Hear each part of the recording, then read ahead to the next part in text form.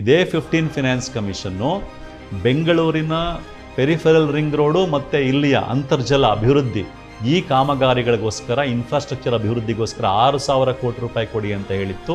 ಇಲ್ಲಿಯ ತನಕ ಕೇಂದ್ರ ಸರ್ಕಾರ ಅದನ್ನು ಕೊಟ್ಟಿಲ್ಲ.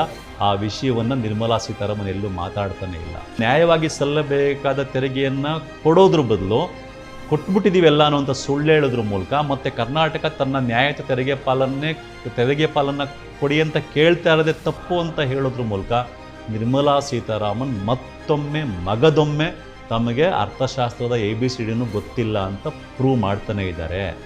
ಯಾಕೆ ಅಂತಂದರೆ ಇವತ್ತು ನೋಡಿ ನೀವು, ಕರ್ನಾಟಕ ಇಡೀ ದೇಶದಲ್ಲೇ 2ನೇ ಅತ್ಯಂತ ಹೆಚ್ಚಿನ ತೆರಿಗೆ ಕಟ್ಟುವಂಥ ರಾಜ್ಯ.